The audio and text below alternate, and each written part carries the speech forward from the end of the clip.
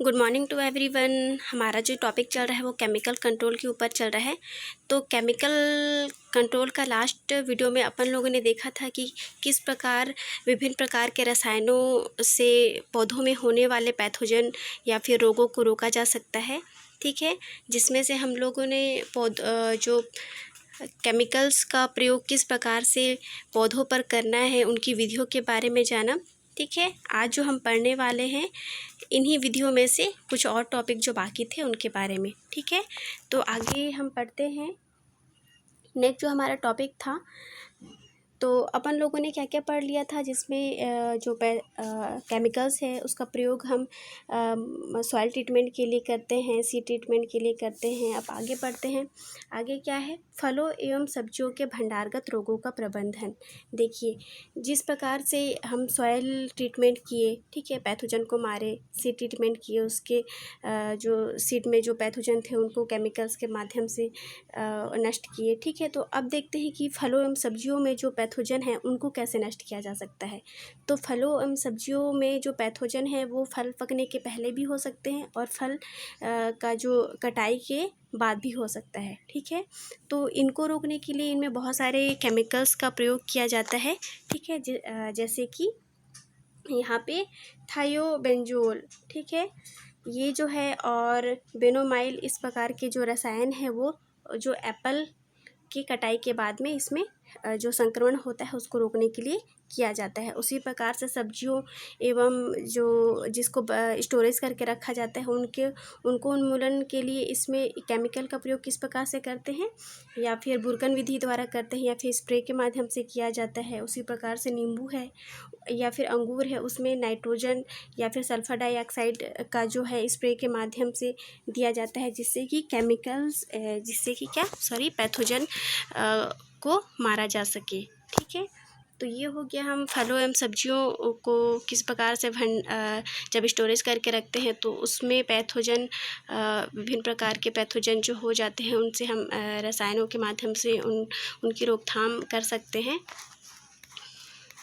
आगे देखते हैं हम वृक्षों एवं घावों के क्षतों उपचार एवं वृक्ष शैल चिकित्सा। ठीक है, अब हम क्या करेंगे, ये तो फ्रूट पे हम ट्रीटमेंट कर लिए, ठीक है, केमिकल का प्रयोग किए। पहले हम सॉइल ट्रीटमेंट किए और सीड ट्रीटमेंट किए, उनके उनमें केमिकल्स का प्रयोग किए। हम अब फ्रूट पे केमिकल्स का प्रयोग किए। अब देखते हैं कि जो वृक्षों में घाव हो जाते हैं, चोटिल हो जाते हैं, किनके कभी कभी वायु के द्वारा या कभी कभी दुर्घटना हो जाती है, उनके कारण जो वृक्षों के जो स्टेम होते हैं, तने होते हैं, उनमें क्षतिग्रस्त हो जाते हैं। तो उनमें किस प्रकार से हम केमिकल्स का प्रयोग करेंगे, क्योंकि उनको भी ट्रीटमेंट की आवश्यकता होती है, क्योंकि वहाँ पैथोजन का संक्रमण हो सकता है। तो इन जगहों पर जहाँ पे काट छाट हुए रहते हैं, इनके बचाव के लिए हम इनमें भी केमिकल्स का प्रयोग करते हैं, जैसे कि सोडियम हाइपोक्लोराइड जैसे केमिकल्स का प्रयोग किया जा सकता है। एथिल अल्कोहल जैसे केमिकल्स का प्रयोग कर सकते हैं। Mercury chloride. तो इन सभी केमिकल्स का प्रयोग किस प्रकार से किया जा सकता है, इनका लेप लगाकर या फिर ड्रेसिंग करके इनका प्रयोग किया जाता है। जिस प्रकार हमें, ठीक है, क्या होता है, चोट लग जाता है तो हम किस प्रकार से लेप लगाते हैं, उस स्थानों पर, चोटिल वाले स्थानों पर ड्रेसिंग करते हैं। ठीक है, उसी प्रकार से पौधों को भी ट्रीटमेंट दिया जाता है, जिसमें विभिन्न प्रकार के केमिकल्स लगाकर उसमें ड्रेसिंग या फिर लेप या फिर उनको पेंट कर दिया जाता है। ठीक है, आगे देखते हैं हम पौधों में अब किन किन प्रकार के रसायन का प्रयोग किया जाता है। ठीक है, हम जो पढ़े ये अभी वो क्या थे, विधियाँ थी जिनके माध्यम से हम रसायनों का प्रयोग किए। ठीक है, अब क्या पढ़ेंगे, पौधों में प्रयोग किए जाने वाले रसायन जिनके माध्यम से पैथोजन को मारा जाता है। ठीक है, तो ये कौन कौन से रसायन हैं उनके बारे में जानते हैं। ये जो रसायन है, ठीक है, इनको किन किन विधियों द्वारा लगाया जा सकता है, इनको पेस्ट के माध्यम से, ठीक है, पेंट करने के माध्यम से, या फिर बुरकन विधि से, या फिर स्प्रे के माध्यम से प्रयोग किया जा सकता है। ठीक है, सबसे पहला जो हम देखेंगे वो है आपका फंगिसाइड, वो है सल्फर फंगिसाइड। ठीक है, कौन सा फंगिसाइड है, ये है सबसे पहला सल्फर फंगिसाइड। ये जो सल्फर फंगिसाइड है इसका जो प्रयोग है बहुत ही पुराने समय से किया जाता है पैथोजन को मारने के लिए। ठीक है। अब देखते हैं सल्फ़र से बने फंगिसाइड कौन कौन से हैं। ठीक है, सल्फ़र फंगिसाइड जो होते हैं वो सल्फ़र और चूने का मिश्रण होता है। ठीक है, किनका किनका मिश्रण होता है? सल्फ़र और चूने का मिश्रण होता है। सल्फ़र मतलब यहाँ गंधक। ठीक है, तो ये दोनों का मिश्रण होता है और इन दोनों के मिश्रण से बहुत सारे केमिकल्स तैयार किए जाते हैं, जिसमें से चूना और गंधक। ठीक है, दोनों को मिलाकर विभिन्न प्रकार के मिश्रण तैयार किए जाते हैं, जिसमें से जो पहला मिश्रण है वो है थायरम। थायरम को जनरली जो मार्केट में उपलब्ध होते हैं व्यापार दृष्टि से वो है टेट्रामेथिल थायोरेमडाइसाइड, इस नाम से आपको मिलेंगे, या फिर एसोफंगिसाइड थायरम के नाम से आपको मिलेंगे। ठीक है, इनका उपयोग कहाँ होता है? इनका जो उपयोग होता है वो सीड ट्रीटमेंट में किया जाता है। ठीक है, किस प्रकार से सीड ट्रीटमेंट करेंगे? बीजों को, ये जो थायरेम है इनका जो घोल रहता है उनमें बीजों को डाल दिया जाता है, तत्पश्चात इनका उपचार किया जाता है। ठीक है, आगे देखते हैं। आगे है आपका जीरैम। जीरैम एक प्रकार का फंगिसाइड है जिसका जो मार्केट में विभिन्न नामों से, जैसे कि फंगिसाइड जीरैम के नाम से उपलब्ध होते हैं, और इनका जो प्रयोग हुआ है, किस प्रकार इनका प्रयोग है? सब्जियों एवं शोभाकारी पौधों में होने वाले रोगों की रोकथाम के लिए किया जाता है। उसी प्रकार से है फेरबाम। फेरबाम है, ये इसका जो नाम है वो है हेक्साबर 75 WP के नाम से जाना जाता है। ठीक है, इनका प्रयोग भी क्या किया जाता है? सब्जियों, फलों एवं शोभाकारी पौधों में होने वाले रोगों की रोकथाम के लिए किया जाता है। इसके अलावा सीड ट्रीटमेंट और सॉइल ट्रीटमेंट में भी फेरबाम का उपयोग किया जाता है। आगे देखते हैं मैनब। ठीक है, ये मैनब, ये जो है फंगिसाइड, ये भी विभिन्न प्रकार के नाम, जैसे डाइथेन M22 के नाम से जाना जाएगा। इनका जो प्रयोग है विभिन्न प्रकार के रोग के रोकथाम के लिए किया जाता है, जैसे कि जो कुकुरबिटेसी फैमिली के सदस्य, गाजर, गोभी, चुकंदर, इनमें होने वाले रोगों के रोकथाम के लिए इनका प्रयोग किया जाता है। ठीक है, तो ये हो गया आपके सल्फर फंगिसाइड।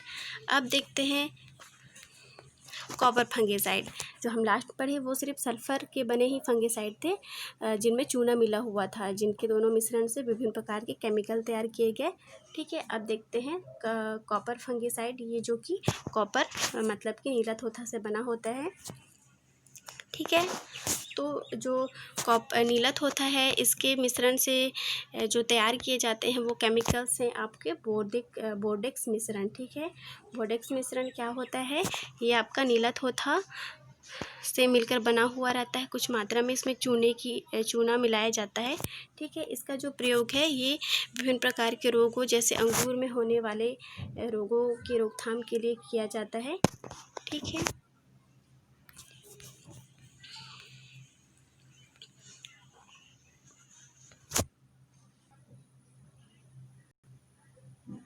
आगे देखते हैं मर्क्यूरिक फंगिसाइड। मर्क्यूरिक से कौन कौन से फंगिसाइड बने हुए रहते हैं? तो ये मर्क्यूरिक से बने हुए विभिन्न फंगिसाइड है, जिसमें से है मर्क्यूरिक क्लोराइड।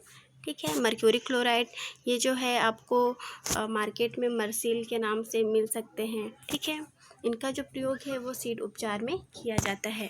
इसके अलावा है मर्क्यूरस क्लोराइड। ठीक है, इसका भी प्रयोग मृदा उपचार में किया जाता है। मर्क्यूरिक ऑक्साइड, इनका प्रयोग कहाँ किया जाता है? पौधों के खटे चटे भागों में छालों पर पेंट करने के लिए किया जाता है। ठीक है, तो ये थे आपके मर्क्यूरिक से बने फंगिसाइड। आगे देखते हैं हम क्यूनिन से बने फंगिसाइड। तो क्यूनिन जो कि एक प्राकृतिक रूप से हमें प्राप्त होते हैं सिनकोना के वृक्ष से। ठीक है, इनकी जो फंगिसाइड है, क्यूनिन फंगिसाइड है, इनके द्वारा भी कई रसायन तैयार किए जाते हैं। ठीक है, जैसे कि क्लोरेनिल, ये है आपका, ये जो है इसका प्रयोग जो है सब्जियों एवं पुष्पों के सीड उपचार में किया जाता है। ठीक है, उसी प्रकार से है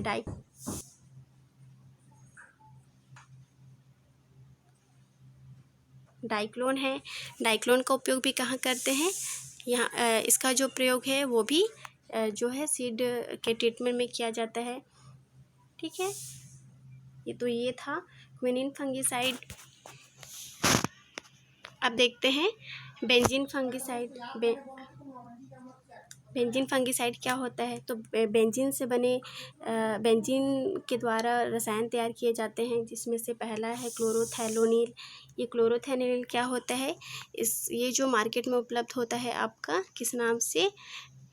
डिकॉनिल और टमील, इस नाम से मार्केट में आपको उपलब्ध होता है। ठीक है, इसका जो प्रयोग है वो है आपके आलू जैसे टमाटर, इन सभी में होने वाले रोगों के रोकथाम के लिए किया जाता है क्लोरोथैलोनिल का प्रयोग। ठीक है, तो हम लोगों ने कौन कौन से फंगिसाइड के बारे में पढ़ा? ठीक है, ये तो हो गया एक बेंजीन फंगिसाइड। ठीक है, बेंजीन फंगिसाइड, क्विनिन फंगिसाइड, ठीक है, मर्क्यूरिक फंगिसाइड और सल्फर फंगिसाइड, ठीक है, और कॉपर फंगिसाइड।